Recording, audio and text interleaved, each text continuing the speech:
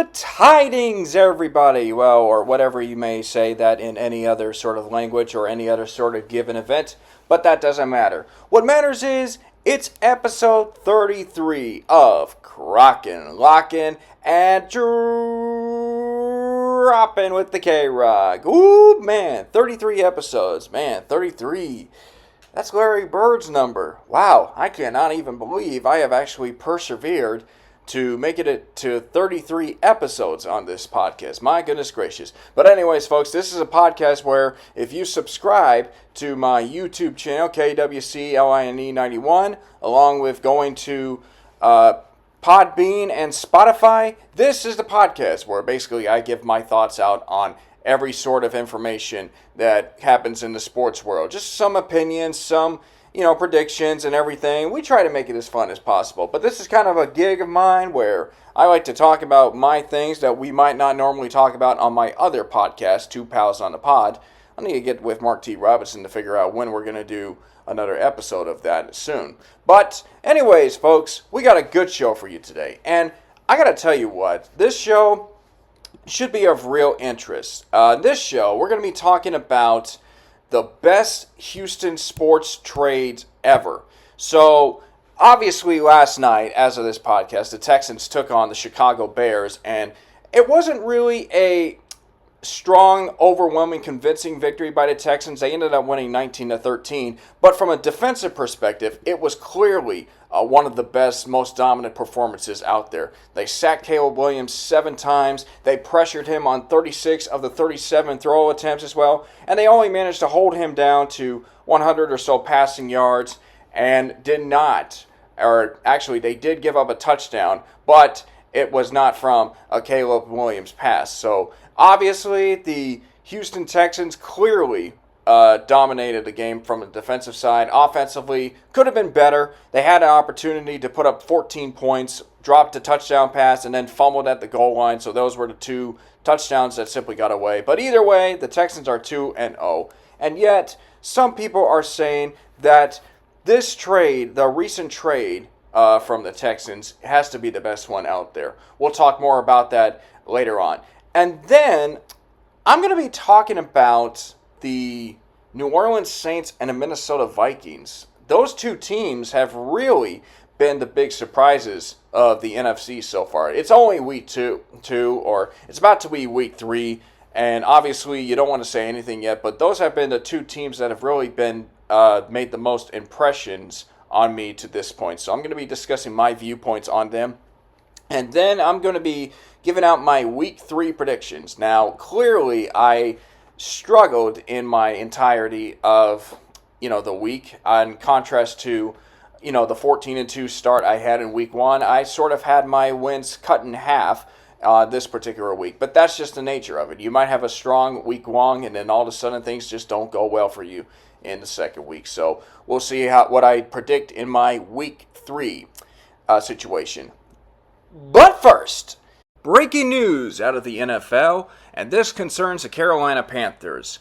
After a dismal 2-16 start to his NFL career, Bryce Young has been benched. Yes, Bryce Young, the quarterback for the Carolina Panthers, who was expected to be the future for the team, the franchise quarterback, is being benched in return, or being replaced by Andy Dalton, who has been around in the NFL, played with some teams, including the Cincinnati Bengals, the Dallas Cowboys, and so on. He's now going to be the starting quarterback for the Carolina Panthers as they look to bounce back after getting annihilated in their 2 games as well.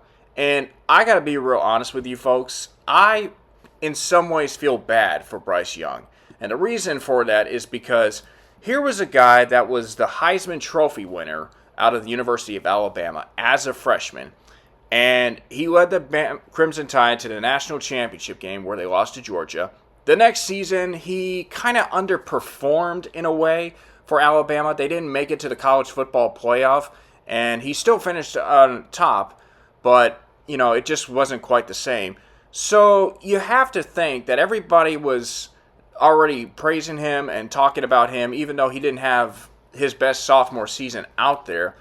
Most people were saying, well, if you draft Bryce Young, you have to be thinking that hey, this is a possibility that this guy is going to be, a great quarterback in the NFL. He's the number one pick and everything. And I think there were red flags with regards to Bryce Young, most notably his height situation. Obviously, the guy's 5 feet 9 inches tall, and usually to be a great quarterback, you have to have, at least be taller at 6 feet or so. And that's obviously, not a fair stereotype, but that's just kind of the nature of it. I'm not, blaming Bryce Young for being 5'9". I'm sure if he would have he probably would want to be somewhere close to 5'10", 5'11", 6 feet for that matter. But I think it's just a matter of if you could play in the NFL.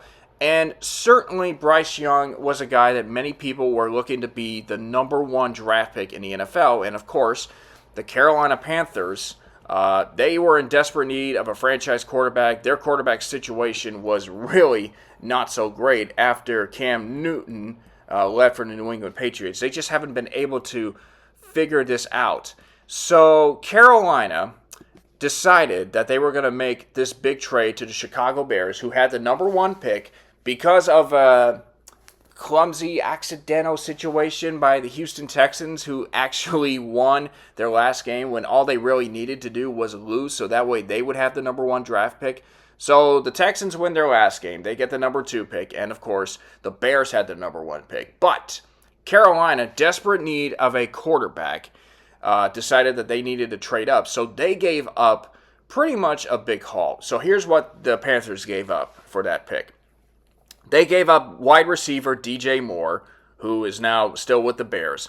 They gave up a 2023 first-round pick, which turned out to be offensive tackle Darnell Wright, a second-round pick in 2023, which turned out to be cornerback Tyreek Stevenson. And then, of course, the Panthers would have had the number one pick in this year's NFL draft, except that it went to the Chicago Bears, who drafted with their first overall pick Caleb Williams out of USC. Now, not to say Caleb Williams has been living up to the hype himself, but it seems like the Bears might have a better chance of having a better quarterback in Caleb Williams than Bryce Young is for the Carolina Panthers. Of course, they also gave up a 2025 second-round pick in that draft as well. So basically, what you had here was one player and 4 picks, with 2 in the first and 2 in the second round, just for the number one pick. And if you're the Chicago Bears, you might be thinking, okay, well, Caleb Williams, hasn't quite found his stride yet, but at least we're getting the boatload of picks and everything. So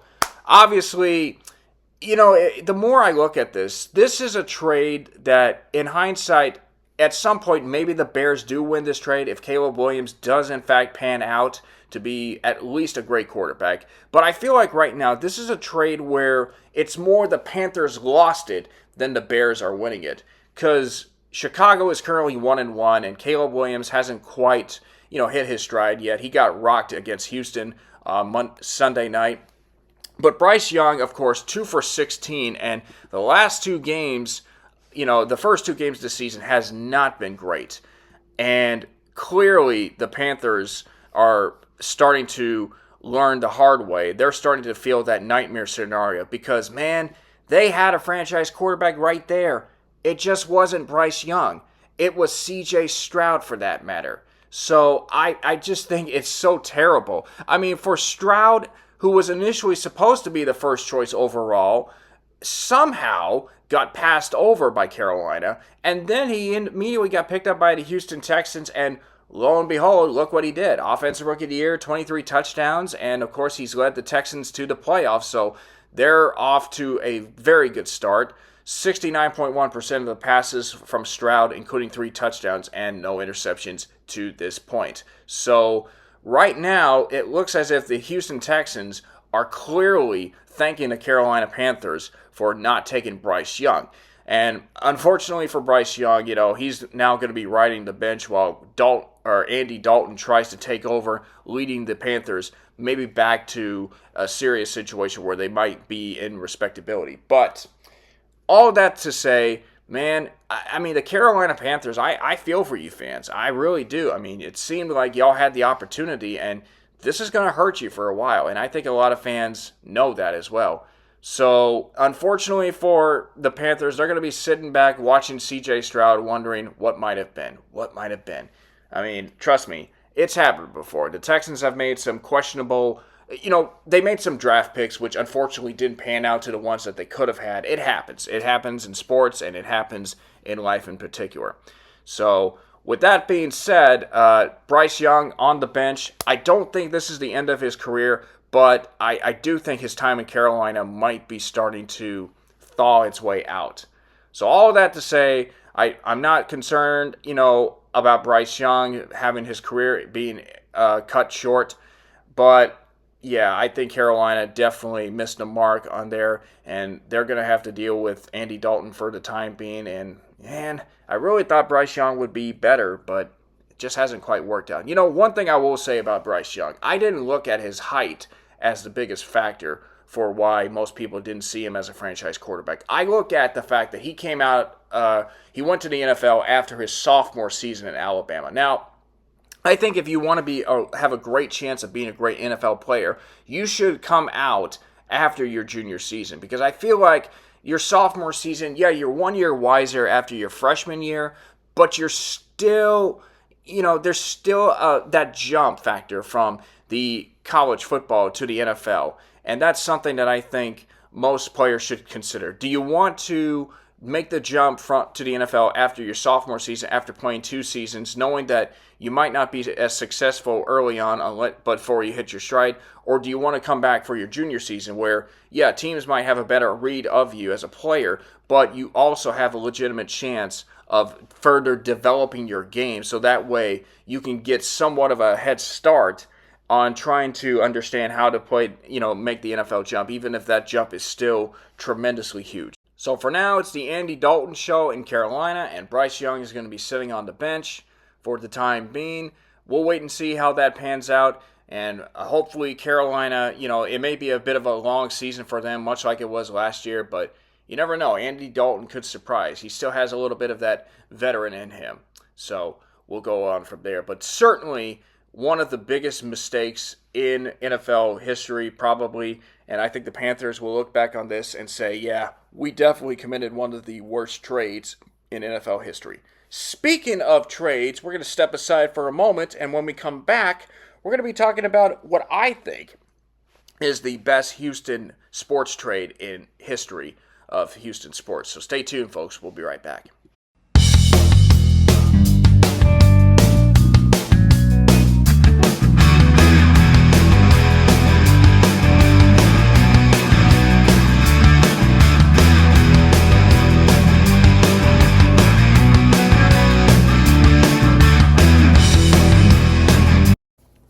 So, in the midst of the success of the Houston Texans after winning against the Chicago Bears 19-13, there has been a recent topic that was brought up in the Houston sports media. And the topic of discussion involved Deshaun Watson. Now, even though Watson led the Cleveland Browns to a slim victory over the Jacksonville Jaguars, his reputation has really been tarnished in a way because of all the allegations that have taken place, especially when he was with the Texans as the quarterback. But it seems that this situation with Deshaun Watson isn't going away anytime, because prior to this past week, another lawsuit alleging sexual harassment came out, and there's definitely been some more controversy regarding that because it seemed that Deshaun Watson did know about this lawsuit, but yet he denied it, knowing it. And obviously, whatever happens with that situation will take care of itself. But it's safe to say that Deshaun Watson's legacy has been tarnished. No matter what he does with the Cleveland Browns, whether he is successful, which has unfortunately not been the case, but the Cleveland Browns basically sold their soul to the devil, because they were looking for a quarterback and were in need of one. And they basically put aside Baker Mayfield because they thought that Deshaun Watson was a much better quarterback. So they actually spent a lot of time getting some money, and they traded away a boatload of picks to the Houston Texans. And I got to tell you what, looking back in hindsight, I think it's safe to say that this trade will go down as one of the worst trades in all of the NFL. And I feel like if the Texans were to win the Super Bowl, there's a possibility that this trade will be equivalent to the Herschel Walker trade when the Minnesota Vikings traded a boatload of picks to the Dallas Cowboys to get Walker.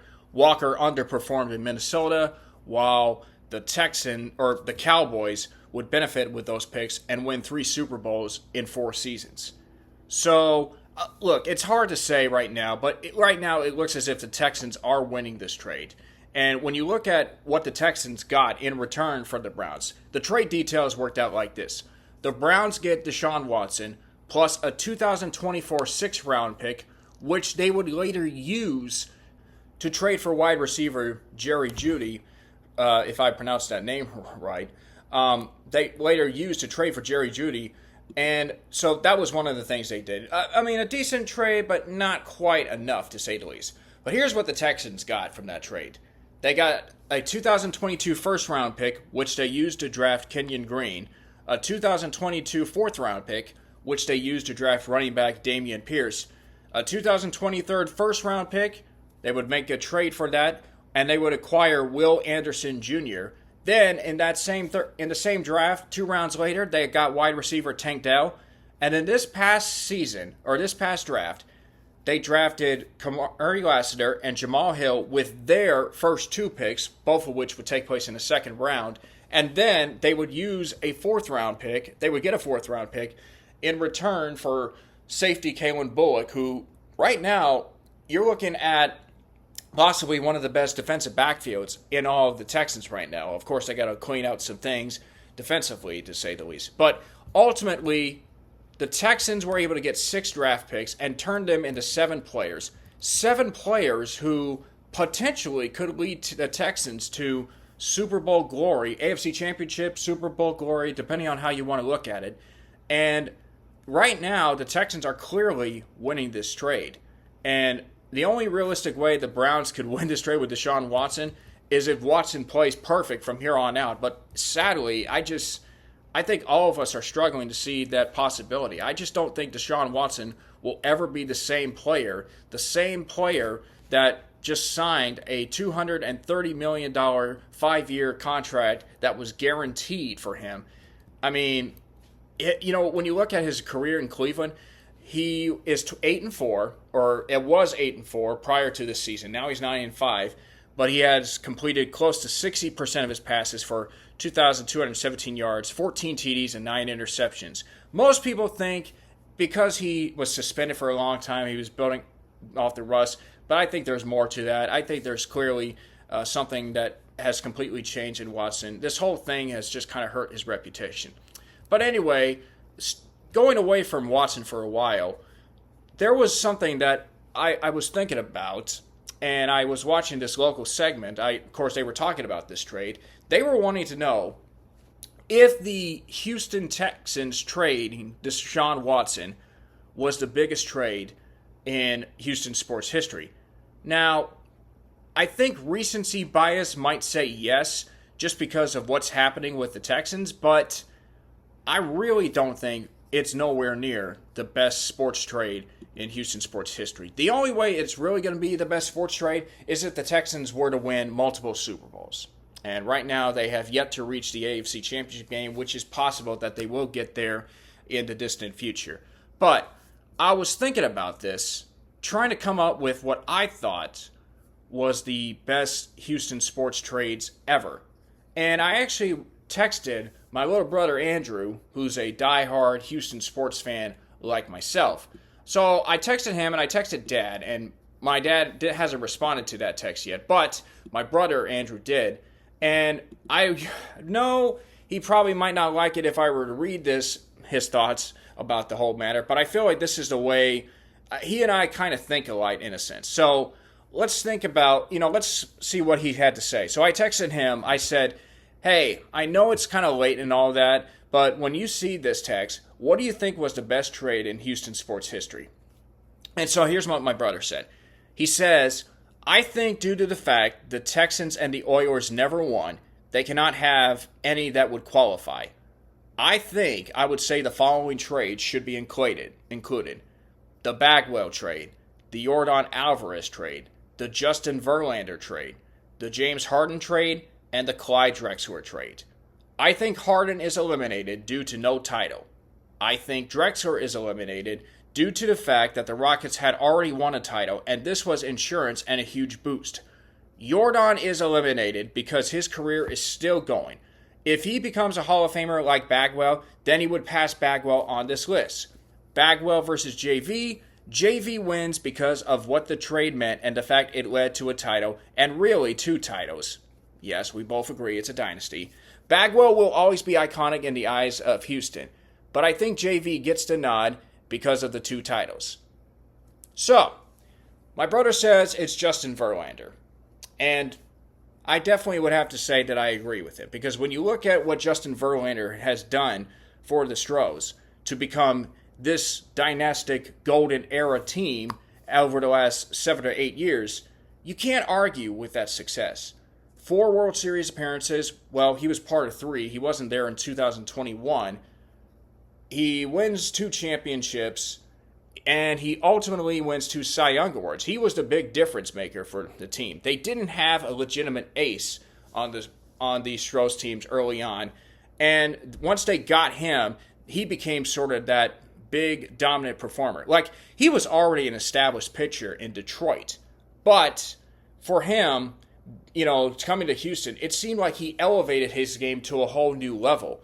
And that's what made this trade so special. It's so very significant. I mean, when you look at his accomplishments, he threw his third no-hitter with the Stros. He struck out, 3,000 batters, or he got I want to say he had his 300th career win. I could be wrong. Maybe he's short of that. But, the guy is just an unbelievable pitcher, a certified Hall of Famer, and I don't think the Stros would be able to be in the position that they're in without him as a pitcher. Now, certainly he's definitely been on the decline, but that's because he's coming off an injury. But look, what the impact that he's made with the Astros to get to that position, to be the successful team, that's ridiculous.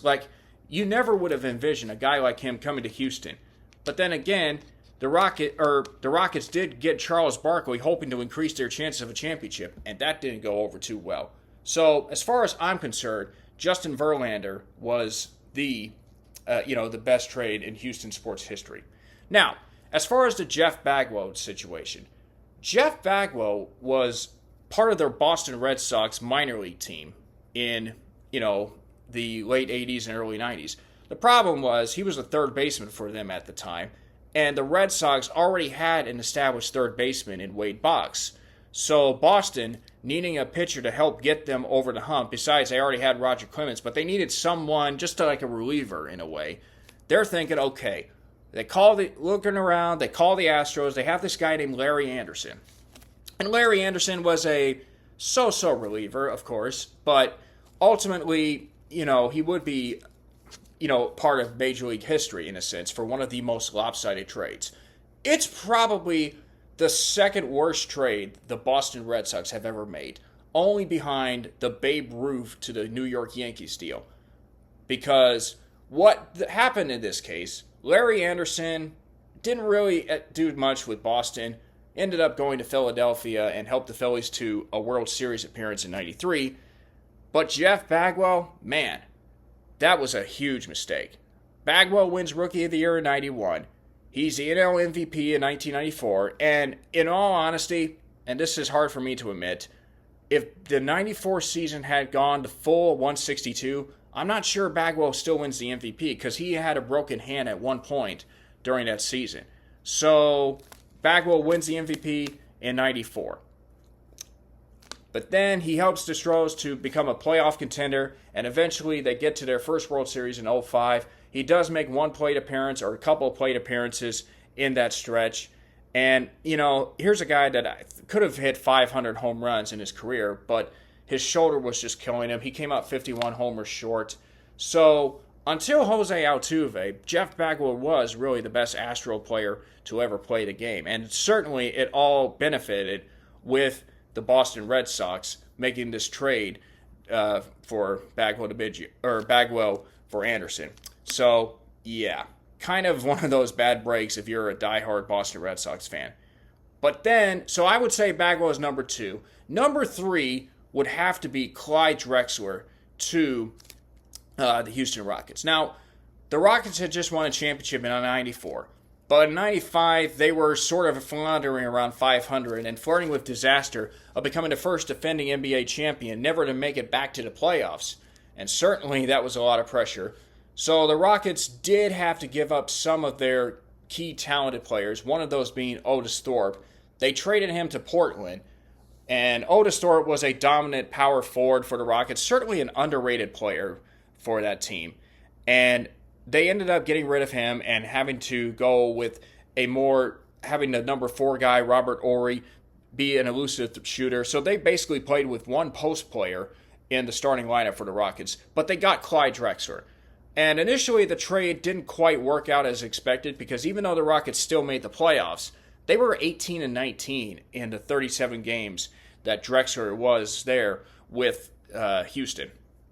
But once the playoffs came around, Clyde Drexler emerged, and he would be a key contributor to that Rockets team. A guy that had been to 2 NBA Finals before and failed to win a championship, that was a big turning point for that Rockets franchise. They needed somebody to step up and help lead them to the NBA Finals and to win a championship. So, yes, the Rockets had already won a championship, but Drexler's trade helped them win a second straight championship, which how many teams win back-to-back championships? The Celtics, the Lakers, the Bulls, the Miami Heat, the Golden State Warriors, the Pistons. I can think of all the teams off the top of my head, but I just don't have enough time since this is a podcast here, and podcasts have to come to an end for the episode at least. But Clyde Drexler's trade was significant. Now, another trade that people talk about, of course, is the James Harden trade. And this one, it's kind of bittersweet when you think about it. Harden established the Rockets as a title contender, but they never got to the NBA Finals. They always just ran into the Golden State Warriors, and that was really a tough team to get past.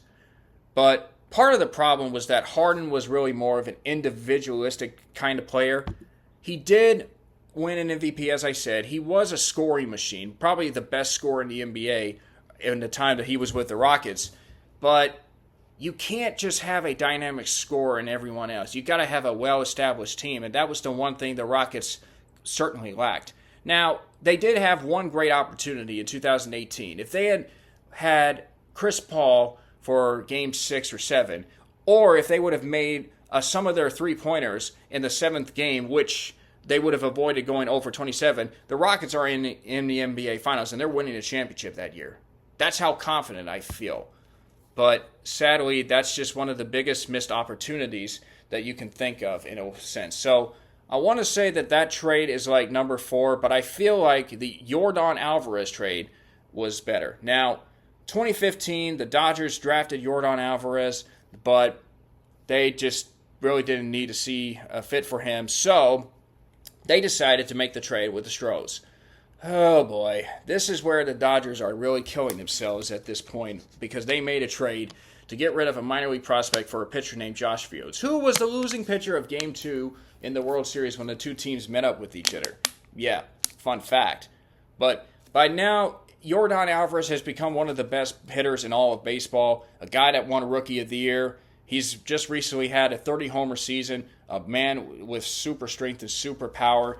Now, it's hard to say whether Yordan can continue this success and become a Hall of Famer, but like my brother said, if he becomes a Hall of Famer like Bagwell, then he passes Bagwell on this list. So I do think this trade has potential to become one of the best trades in Houston sports history. But it's just a matter of, trying to figure out how much Yordan can achieve throughout his career. Because a guy that, certainly should be in the MVP conversation, but he just never could get past the national media who has this fascination for Aaron Judge. And don't get me wrong, Aaron Judge is a great player, but right now Judge has got to be feeling the most pressure to try to lead the Yankees to a World Series. And until they get past Houston, that's going to be something that he's going to have to live with. And that's going to be the big question mark, to say the least. So, yeah. So basically, ultimately, when I think of the greatest sports trades in Houston sports history, I think number 1 clearly has to be Justin Verlander. 2 championships, 2 Cy Young awards. He continued to elevate his game as a pitcher. and looking to maybe get another one before he retires as well. Jeff Bagwell's number 2, guy that built himself a Hall of Fame career, 400 plus home runs in his career, an MVP, Rookie of the Year, and everything. Number 3 would have to be Clyde Drexler, the guy that helped the Rockets win the championship. Then you have Jordan at number 4, in my personal opinion. And then James Harden probably number 5. So that's just the way I look at the top 5 biggest trades in Houston sports history. So, but let's go back to Deshaun Watson for a second. Is it possible that Deshaun Watson's trade could be higher on this list? As I said, it all depends on if the Texans can win a Super Bowl, if they can win a couple of Super Bowls. If they win one, I think this trade has potential to be number 3. But if they don't win, then this trade was all for naught. Yes, it was exciting that we had a guy like C.J. Stroud and Will Anderson. Even though Stroud wasn't traded, Will Anderson was the guy that we drafted with one of the Browns picks. It was one of the biggest trades in NFL history, certainly. But when you look back in hindsight, if they don't win the Super Bowl, this trade would be all for naught. And I think the best trades are usually the ones where the winning team of the trade does get championships out of that. That's what made the Cowboys successful when they acquired those picks for Herschel Walker. And certainly all the teams that are trying to get the trades down to help them out win championships, that would be significantly huge. So, all that to say, I do think that Deshaun Watson's trade will be one of the best in Houston sports history, but it just depends on the success of the Houston Texans franchise as an organization. So, yeah, that's pretty much the way I look at it with these incredible trades in all of sports history. So, with that being said, we're going to step aside, but when we come back, we will be discussing the NFL's sleeper teams. 2 teams that are really standing out after 2 weeks in the NFL season. Stay tuned, folks. We'll be right back.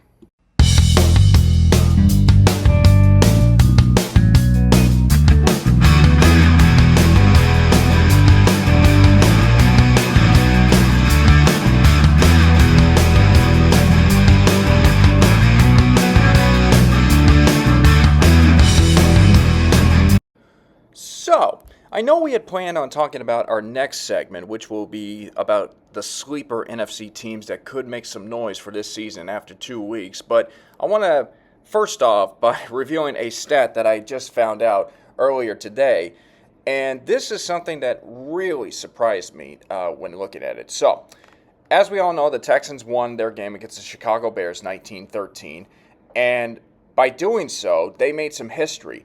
They are the second team in NFL history to start 2-0, while the rest of their division is 0-2. That's right. The Texans currently have a 2-game lead on the AFC South over the Tennessee Titans, Jacksonville Jaguars, and the Indianapolis Colts. And I'm kind of surprised by that because I figured, well, maybe the Colts will bounce back against the Green Bay Packers. The Jaguars would take care of business against the Cleveland Browns. And then the Titans, I mean, they'll have a problem there. But I figured it was going to be the Colts and Jaguars at 1-1 and the Titans at 0-2. But nope, we got a 3-way tie for second with 3 teams not named the Texans at 0-2. That's the good news for Texans fans. The not so good news?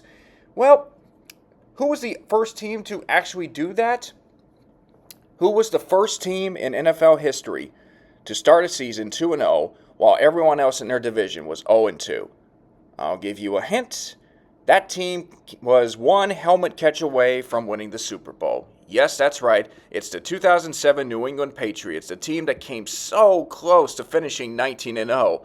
So now you're a Texans fan, you have to be thinking, oh man, that's good and bad, because while the Patriots did have a great season up to that point, they did lose the Super Bowl in heartbreaking fashion. And if you ask me for my opinion, as much as I want to win the Super Bowl and hopefully and knowingly know that that's going to come in the near future, hopefully, getting there is the first big step, and that would be just as big of an accomplishment, to say the least. Because as of right now, there are 4 teams or 4 cities that have never had a team go to the Super Bowl. Those cities, of course, are Houston, Jacksonville, Cleveland, and Detroit. So maybe we'll see 2 of those teams in the Super Bowl for this year, depending how things play out.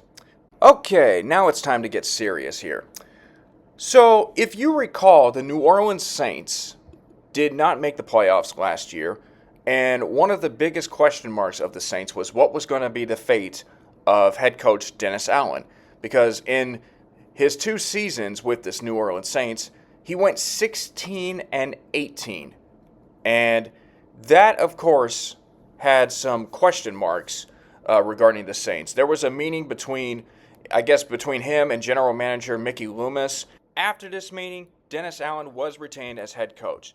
Now, when he was asked about this, why keeping Dennis Allen was the right option for the New Orleans Saints, Mickey Loomis apparently referred to the coaching starts of three of the greatest coaches of all time. You had Bill Belichick, who was the head coach of the Cleveland Browns at one point, who got off to slow starts and then took the Browns to a playoff team and looked like Cleveland was going to be a strong Super Bowl force in the years to come.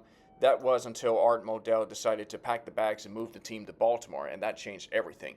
You had Tom Landry, who started his tenure as head coach for the Dallas Cowboys with some bitter seasons and having to overcome a negative light following the tragic assassination of John F. Kennedy in Dallas. But then, of course, Landry, over the rest of the decade, took the Cowboys to the prominence, and they ended up being Super Bowl champions and America's team, as they arrogantly like to call themselves. Then Bill Walsh, in his first season with the 49ers, that team won 2 games. And then 2 seasons later, they win the Super Bowl. So clearly, what Mickey Loomis is saying is, hey, great coaches had bad coaching starts of all time. And the same thing applied to Sean Payton, who, even though he had this miraculous season in 2006, the Saints ended up winning 15 of 32 games over the next 2 seasons. Then they won the Super Bowl in 2009. So obviously, Mickey Loomis is reminding everyone that, Dennis Allen got off to a good start, but there's still some potential with this team. Now, I don't think it's fair to compare Dennis Allen to 3 Hall of Fame coaches, or I should say Bill Belichick, a future Hall of Famer. Same thing with Tom Landry, who's in the Hall of Fame, as is Bill Walsh. I don't think it's fair to compare him to those 3 coaches because he hasn't done much of anything. But I will say, though, that the New Orleans Saints are one of the 2 biggest surprises to me after 2 weeks of the season. I mean, yes, 2 games, they don't tell you anything. You'll have teams that start out 2-0 all the time and they don't make the playoffs. That's just the way it is in the NFL. It's hard to win in the NFL. But let's talk about the 2 games that the New Orleans Saints played in. They started the season off against the Carolina Panthers. Now, this wasn't expected to be close. I mean, Bryce Young, who was Carolina's quarterback, was hoping to have a bounce-back start, but the Saints were looking to start off strong, and you kind of figured this was going to be an easy win for New Orleans, but they put up 47 points against the Carolina Panthers. And you're saying to yourself, okay, yeah, I mean, great, 47 points, New Orleans, but come on, it's the Panthers. They were expected to do that. There is clearly no way that the New Orleans Saints should be able to, be a great team even after a dominant performance like that. Guess who's on the schedule for next week? The Dallas Cowboys. The Cowboys, who recently extended Dak Prescott and CeeDee Lamb and were coming off a dominant win over the Cleveland Browns. So you're thinking to yourself, okay, there is no way whatsoever that the New Orleans Saints will be able to beat the Dallas Cowboys, especially at home. The Saints might be a better team, but Dallas is looking to have themselves another great season where they become so dominant during the regular season, and then, of course, they fall down the drain in the playoffs. But you're thinking there is no way that the New Orleans Saints will be able to do just that. Well, we had a rare scoregami situation here, a score that you have never seen in the history of the NFL. The New Orleans Saints have put up 44 points over the Dallas Cowboys while holding them to just 19. The Saints have put up 45 points in the first 2 games. They're averaging 45 points in the first 2 games, and yet they're holding the teams down to 14. I mean, it's one thing to do so against the Carolina Panthers, a team that isn't expected to make some noise and right now has their own quarterback situation, having replaced Bryce Young with Andy Dalton. But it's another thing to do it against the Dallas Cowboys, a team that is expected to contend for the NFC East and potentially get themselves a good playoff run. New Orleans has caused a mess of things in the NFC East right now. Because as of right now, guess what, ladies and gentlemen? Somebody unexpected is the current leader in the NFC East division. Any guesses as to who it is? Well, it is a little bit of a tie right now between all four teams. But as of right now, based on points forced and points allowed, the Washington Commanders are currently in first place. Now, you say to yourself, well, why is it that Washington's ahead when, it's 1-1 between the Commanders, Eagles, and Cowboys? And I got to tell you what, it is surprising with the way how these NFL standings work, because obviously with all these tiebreakers and everything. But for one day at least, the Washington Commanders are currently in first place in the National Football Conference as well. Now, how long will they be able to hold on to that? Who knows? But at the end of the day, based on the fact that the Commanders won their game and the Eagles and Cowboys lost their games, Washington is currently in first place. So the Commanders have the New Orleans Saints to thank as well. And they also have to thank the Atlanta Falcons, who, took care of business for them against the Philadelphia Eagles on Monday night. Which, by the way, I was surprised. I thought the Eagles would beat the Falcons hands down, but man, why didn't you just run the ball on third down with Saquon? Why do you have to make him catch the ball on third down? You cost yourself a chance to put the game on ice. But yeah, that was just a bad break as well. But let's go back to the New Orleans Saints. As of right now, they are probably one of the two most surprising teams in all of the NFL at this point. Because, yeah, last year they didn't make the playoffs, and there were some concerns about Derek Carr's situation and how he would gel with the Saints. And I think most people were thinking it was going to be the Tampa Bay Buccaneers winning the division, and then the Atlanta Falcons with Kirk Cousins making some noise, potentially being a threat as well. But, wow, New Orleans, after 2 games, 91 points in the last 2 games. Then look at all these national rankings from all these national sites of where they are located on the NFL's websites. I mean, right now, The Athletic has them 3rd in the rankings. Then you have Pro Football Focus and Yahoo Sports putting them in 12th, while The Ringer has them in 11th. Okay, that's good progress for them. But guess who had the biggest jump for the New Orleans Saints? ESPN in their rankings. Last week, the Saints were ranked 23rd. This week, they're ranked 9th. That's 14 spots, a 14-spot jump. That's impressive. Even more impressive was NFL.com, who actually had them last week at 24th, and then they're now 8th. And then CBS Sports, oh my gosh, 25th last week. Now the Saints are ranked 6th according to CBS. I mean, my goodness gracious, the New Orleans Saints are having themselves a big start to their season. 2 wins, and 2 dominant wins against two teams of different caliber. Let's just put it that way. But, oh man. And right now, the New Orleans Saints have got to be feeling very excited for their team. I know my man Mark T. Robinson is very excited. In fact, I really feel terrible because I picked the Cowboys to beat the Saints. Not that I wanted them to. I didn't want them to, but I figured, hey, it's a business thing. Cowboys are looking like the better team. I think New Orleans will make a game out of it, but I still think Dallas will come out on top. Well, somehow I should have known the Cowboys would cowboy up and, or I should say cowboy down and falter, but not like this. No, you do not expect a 44-19 game when the Dallas Cowboys are not the team that scores 19 or 44 points. So, oh man, that was really bad. But anyway, so this makes me think about the New Orleans Saints situation. Can they be able to sustain that level of success? Well, the next few weeks are going to be real interesting because right now they're focusing on a Sunday battle with the Philadelphia Eagles, who are looking to bounce back after a tough loss to the Atlanta Falcons. Then you got the Atlanta Falcons, who are hosting New Orleans a week from Sunday. Then, October 7th, it's the Kansas City Chiefs.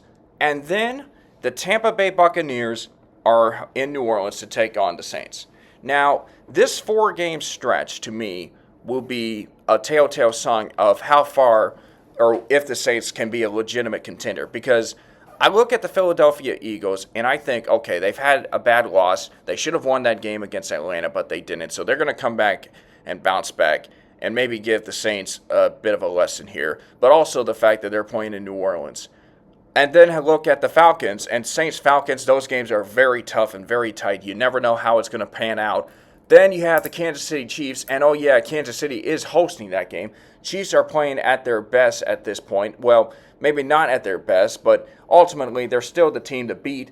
And then the Buccaneers, the defending NFC South champions, yeah, that's going to be a real tough challenge for the New Orleans Saints. But I think the next 4 games will be a telltale sign, because afterwards you have the Denver Broncos, a home game. That should be a game you should come out on top.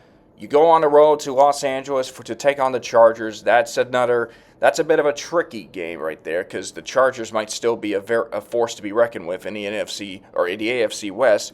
The Carolina Panthers are hosting you on November 3rd. You should take care of business unless Andy Dalton has a miraculous stretch. Then you got the Falcons again at home this time.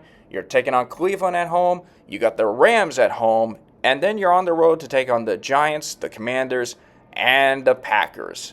And then you end your season with a home game against the Raiders and a road game against the Buccaneers. So I think it's safe to say that while there is a lot to be excited for in New Orleans after 2 games, again, there's 15 games left to go in the season, and anything can still happen. So I don't know if the New Orleans Saints will be able to win the NFC South Division. I do think, though, that if they get through this next 4 games at least 2-2 or at least 2-2, I'll give them a split. I think if they get out of that stretch 2-2, then anything is possible. So I think if New Orleans were to go 1-3, that could pose a bit of a problem. But 2-2, I think that's a fair stretch, and I think that should put New Orleans as a team to watch out for. They're not necessarily a powerhouse team to win the NFC, but I do think they could be a legitimate threat in the NFC for any team competing there, and especially for a team looking to get back to the playoffs as well. So the New Orleans Saints are one of my 2 sleeper teams. The other team happens to be the team that my Houston Texans are going to be going up against this Sunday, and that's the Minnesota Vikings. Now, Minnesota's offseason has really been trying. They've had a lot of stuff going on for them. The tragic passing of one of their NFL teammates, the loss of one of their soon-to-be NFL teammates in a car accident, and rest in peace to him. They lost J.J. McCarthy to an injury, and then, of course, there was just a lot of concerns, and, you just didn't know if Sam Darnold was going to be that guy. But up to this point, the Minnesota Vikings are in a similar situation with the New Orleans Saints. The first game was against the New York Giants, and yeah, Sam Darnold was the quarterback, but you kind of had to figure that the Giants still with Daniel Jones, they're going to get destroyed, and that's exactly what happened. Minnesota won that first game 28-6. Then you have week 2 against the San Francisco 49ers. And the 49ers, obviously now they're having some injury issues. Christian McCaffrey's out for a while. Deebo Samuel is out with a calf injury. And there's just so much that could not be more wrong for San Francisco as they were taking on the Vikings. But you still felt like, even if it's a road game, even with the situation without having McCaffrey, the Vikings were not going to be able to beat the San Francisco 49ers. And, let's just say I was wrong again. So Minnesota, to me, is now becoming that scary team, like another scary team to watch out for, especially in the NFC North, because they are currently leading the division. Not the Packers, not the Lions, certainly not the Bears, but Minnesota currently the only undefeated team in the NFC North. And that is saying something as well. So, yeah, I mean, I'm looking at this Vikings team, and I'm saying to myself, this is going to be interesting to watch. I think Minnesota has a legitimate case to win maybe win the NFC North, but you just don't really know. If Sam Darnold can play above and beyond what he was as quarterback for the New York Jets and also with the Carolina Panthers, man, that would be real nice to see for Minnesota and themselves, to make a run for the playoffs. So it's going to be real interesting to watch how they'll be able to play out the rest of that season. But, you go back to the game with the Vikings and the 49ers. I mean, Minnesota, just simply put it on them. I mean, they only ran 54 offensive plays and gained about 6.9 per play. And yeah, they were outgained in terms of net yards and all that and had fewer passing first downs.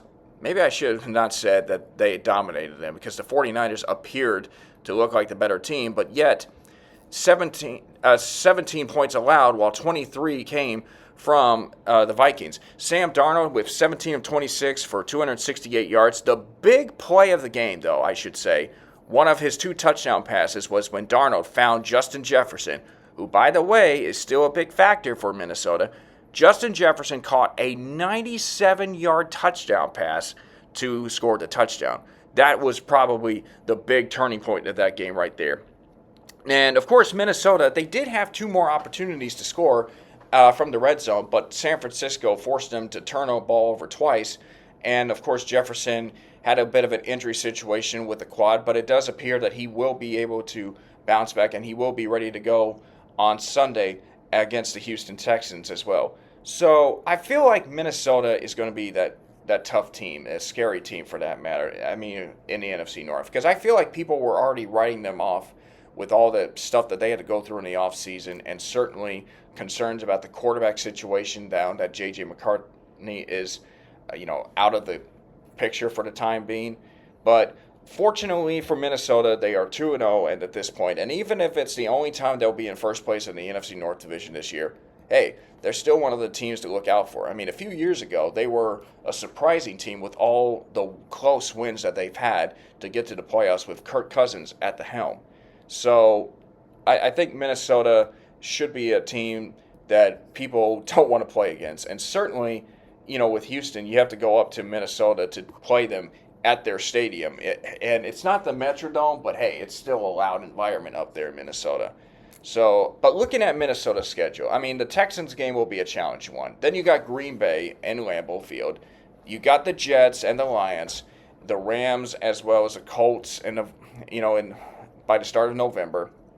Then you got the Jaguars on November 10th, the Titans, the Bears, the Vikings, the Falcons, and the Bears again before you play the Seahawks around Christmas time, and then you take on the Packers, and then you end your season with a game against the Lions. So I think Minnesota could make this NFC North division the best division out of all the 4 NFC divisions when you think about it. Maybe the best division in all of football, because, I mean, everybody has won a game.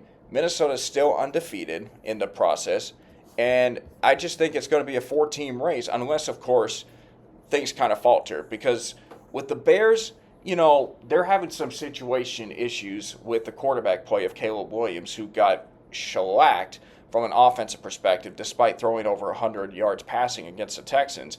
The Packers obviously are dealing without Jordan Love for a little while. And the Detroit Lions, yeah, they're still a good team. They just had a tough loss to the Tampa Bay Buccaneers. So I feel like Minnesota could be a team that might be pushing for a playoff spot, but we'll just have to wait and see. And, of course, if Justin Jefferson continues to play like he has, man, I think he might be an MVP candidate if he continues to play well. I think he's the best wide receiver in the game right now, and certainly that 97-yard touchdown shows why. So I'm keeping my eye out for Minnesota and New Orleans, the 2 sleeper teams, in my opinion, that could be big factors for this upcoming season. So with that being said, we're going to step aside real fast, and when we come back, I'm going to close this episode out with my predictions for Week 3 of the season. Stay tuned.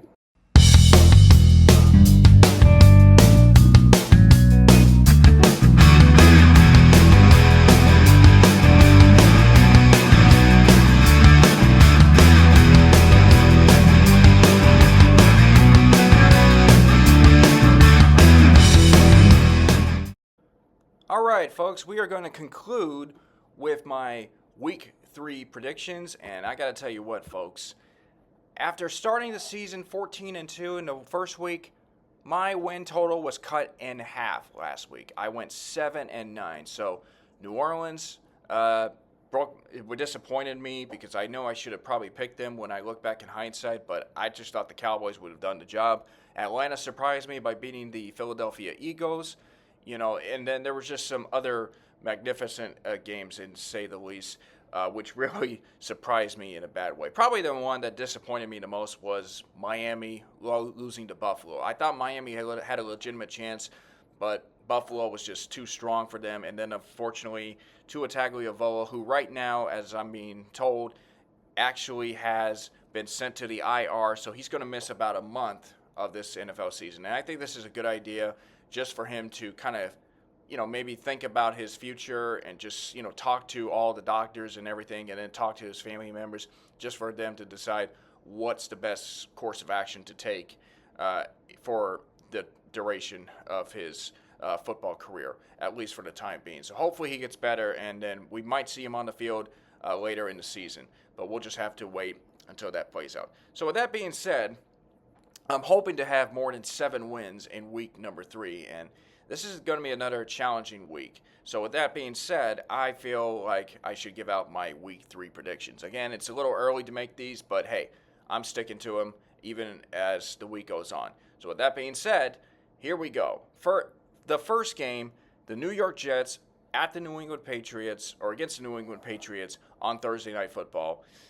The Patriots had a tough loss against, last week, but I think they've been playing some pretty solid football. On the other hand, you had the New York Jets, who kind of came out of nowhere and just, took a loss to the 49ers, but then they were able to beat the Tennessee Titans, and yet it's like, did they really beat the Tennessee Titans, or did the Titans lose it? I mean, we saw what happened with Will Levis trying to play Brett Favre, and that ended up being a disaster. So it's a tough call. I think the Patriots have played 2 tight games, but I also think there might be a little bit more upside with the Jets. So this is probably one that I'm going to go with the New York Jets on this one. So it's tough, a tough call, but I think that's just the way I feel.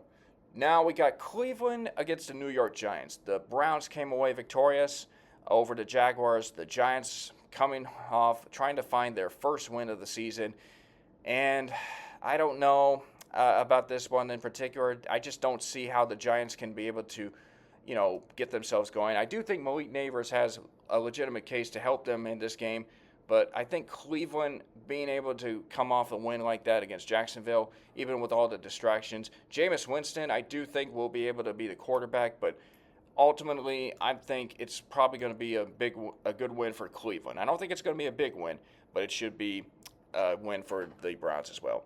Philadelphia against New Orleans. I talked a little bit about this game. The Eagles looking to bounce back from the difficult loss to Atlanta. Taking on New Orleans is currently 2-0, but I said that this was going to be a tough stretch for the Saints coming up into 4 games, and I think this stretch will get started when they unfortunately lose to Philadelphia. Now, if they do beat Philadelphia, if the Saints do beat Philadelphia, then I think we could say that they are a contender in the making, at least, to make the playoffs and maybe push some NFC teams. But for right now, I'm just going to pick the Eagles. I think they're going to bounce back. They're going to look back and say, we should have won the game against Atlanta, but we screwed up at the end, so we need to do a better job with that. So in the end, Philadelphia beats New Orleans. Sorry, New Orleans. I love you, but it's tough. And speaking of tough decisions, the next game, Houston traveling to Minnesota. Oh, man.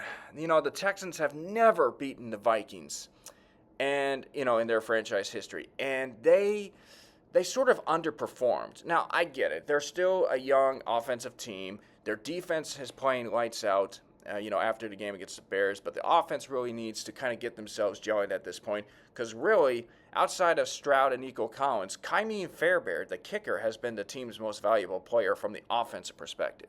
And they're going to need to have a strong performance against Minnesota because the Vikings are just loaded right now. They're playing very well. Coming off a big victory, especially when you have the best wide receiver in the game in Justin Jefferson. Not that I'm saying Nico Collins isn't. I think Nico Collins has potential to be a top receiver if he already hasn't proven himself. But I'm just struggling to, put him over JJ at the time being. So I really want to say selfishly that Houston wins this game and goes 3-0. But Minnesota at their home place, it's a tough place to play. So I'll tell you what, Texans, here's what I want you to do. I want you to prove me wrong this week. I want you to make me look bad. Because if you do, then I will promise you, I will pick you every game for the rest of the day. Otherwise, I'm being a little bit professional. So with that being said, I'm going to say Minnesota just edges out Houston. I don't want to pick against Houston. I never like doing it, but I got to be professional here. So Texans, prove me wrong. But Minnesota, you got to make sure that I get this pick right if you want to win this game. Tampa Bay against Denver. I mean, Denver is kind of still, a little sluggish at least. They put up 6 points against the Steelers last game. Bo Nix really hasn't quite lived up to the hype at this point, and I think there's no way that's going to carry on. I think Tampa will have their way with Denver in this one. Baker Mayfield, we got to continue to cook for this particular case, and I think remind everyone why the Bucs are the best team in the NFC South. So I'm picking Tampa to beat Denver. You got Green Bay against Tennessee. Oh boy, another tough game. I thought that the Colts would beat the Packers, but after watching what happened, I just don't know how confident I would be in Will Levis at this stage. I think Tennessee has a pretty solid defense ultimately, but it's just not going to work out for the Titans at this time. So I think Green Bay will win this one. Indianapolis against Chicago. Now, I think Caleb Williams did make some strides in the last game, but I also think the Bears, defense held their own against the Texans offense, and they were able to make it a very close game in the end, but the Bears just ran out of gas on the offensive side. So this is a tough one for me. I feel like Anthony Richardson had a bit of a rough game, but I also think that Caleb Williams can get better at this point. So I don't think it's fair that we should be judging Caleb Williams after 2 performances, but I think if there was a game that the Bears should win, it would be this one. So I think that the Bears could win. But for the time being, I'm going to be picking Indianapolis because I think the Colts are going to be the first one to get their win. The Chargers against the Steelers. LA is running the ball well. Pittsburgh had a very solid win. I think it's going to be another close game, but I really like the Chargers in this one. Justin Herbert should have another great game. Am I calling him Herbert or Herbert? I keep forgetting that there's an E and not an A in his name. So Justin Herbert and the Chargers should get that win and improve on to make it interesting in the AFC West. Miami against Seattle. Now, a lot of talk about the Dolphins quarterback situation. I was feeling confident that, it could be Miami who have Tyreek Hill, because I think right now Tyreek Hill needs to be the one to play in an MVP type level. So Miami against Seattle. Seattle with a tough win over the Patriots in overtime, but I just think that I shouldn't count out Miami. I think it'll be another close game, especially if the game's in Seattle. I'm picking Miami to win this one. So that's going to be interesting to decide what happens there in Miami. Carolina against the Raiders. Now, I picked the Raiders to beat the Panthers, thinking that Bryce Young was going to be the quarterback still. But now, things have kind of changed a bit because Andy Dalton is the quarterback. He's a veteran. He's had some experience in the playoffs, but he's on a roster that has clearly one of, if not the worst, in a game right now. I think Dalton helps elevate the Panthers to a degree, but I just don't think it's enough. I think the Raiders are going to be clearly getting themselves back on track. Well, not getting themselves back on track. I think they're going to keep the momentum going after their win against Baltimore last week. So I would not be surprised if the Raiders come away with this one, so that's why I'm picking them. The 49ers against the Rams. Yeah, 49ers clearly having some injury situations, and obviously with McCaffrey on the IR and Deebo Samuel now having to deal with a calf situation. Brock Purdy, I think, is going to have to really elevate himself even more to trust in the other receivers that he's got, Brandon Ayuk being one of them for the time being. As far as the Rams are concerned, Cooper Kupp is, missing time with, an injury. I just feel like this is another case where I just have more confidence in the 49ers than I do with the Rams. So San Francisco gets a nod here. Next, we have the Detroit Lions and the Arizona Cardinals. Now, Arizona really had a great game from Marvin Harrison the last time, and I think after having a slow start, Harrison really emerged as, one of the best receivers in Sunday's performances. So, the guy is just unbelievable. He had like a Randy Moss type game, like Randy Moss against the Cowboys on Thanksgiving in his rookie season.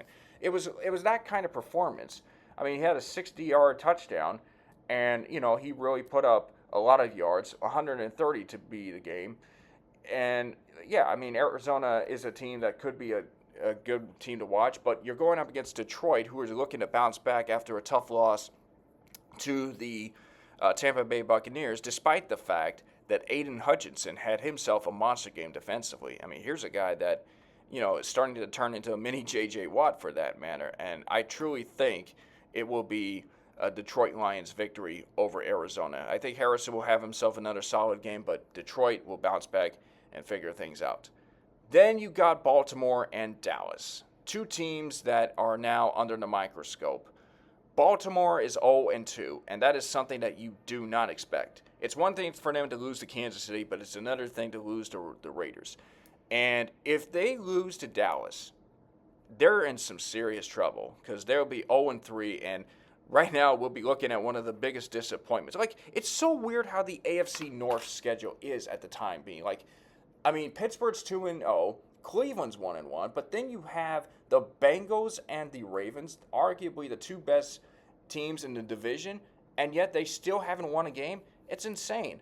I mean, I feel like something has to give here because the Ravens obviously are looking to get themselves, back on track, while Dallas is coming off a humiliating defeat over the Saints. And again, they have the game at home, so it's Lamar Jackson in AT&T Stadium, where, by the way, that was the stadium where he was drafted in the NFL, I believe, by the Ravens. So we'll see how that all pans out. But for the time being, I just don't see the Ravens going 0-3 at this point. So it's going to be tough. That's probably the toughest game on the schedule. But for this occasion, I'm picking the Baltimore Ravens to beat the Dallas Cowboys. Kansas City and Atlanta, Kirk Cousins is coming off a victory for the Falcons, but he's got to go up against the Chiefs with Patrick Mahomes. Of course, we all know the Chiefs are still a strong caliber team, and they're going to have to go down to Atlanta to try to get themselves a victory. It'll be a bit of a challenge, but I think Mahomes and the Kansas City Chiefs are going to continue their early strong start with the win. It'll probably be close, but I feel confident that it's going to be a win for the Kansas City Chiefs. Then we have the Buffalo Bills. We're going into Monday night territory here. Buffalo against Jacksonville. Jacksonville 0-2, Buffalo 2-0. You might say, hey, Jacksonville will be able to bounce back and get themselves a win, but they're taking on the Bills. They're taking on a tough team in Buffalo who, despite not having, Stephon Diggs, they got themselves some quality players, and they put up 31 points. They're still a threat in the AFC East to win the division, and I think that's going to carry over for them. So Buffalo will get this one. And then the last game, the Cincinnati Bengals against the Washington Commanders. Cincinnati looking for their first win. Washington trying to continue to hang on to first place in the NFC East, although there's a three-way tie for first. But based on, the fact that the Commanders won and the other two teams lost, yeah, Washington is still in first place. So I think at some point Cincinnati is going to get up off their keister and get themselves a victory, and this is the game that I feel like they're going to step in.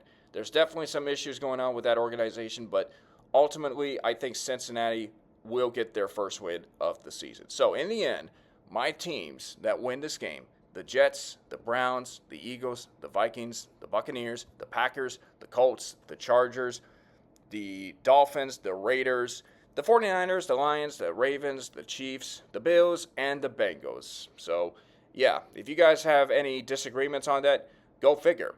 So, at the end of the day, that's the way I see it. I think it's going to be a real great game for every team this week, and we'll see if I get more than 7 wins this time. Well, that's going to do it for this edition of Crocking, Locking, and Dropping. Hey, guys, keep in mind that, I'm still hanging in here. I'm still hanging in there for the long haul, hoping to get myself a lot of attention and recognizable. But hey, it's tough when you have a good job and you're also doing this podcast at the same time. So we'll see how everything continues onward. But anyways, thank you very much to everybody for listening in. And remember, if you want to subscribe to my podcast, it's my YouTube channel at KWCLINE91. And also, you listen to this on Spotify and Podbean. I will be posting this out on the web eventually soon. And folks, I hope you have yourselves a great day. And hey, let's keep crocking, locking, and dropping while we go say goodbye from Crocking, Locking, and Dropping with the K-Rock. Have a good day, everyone.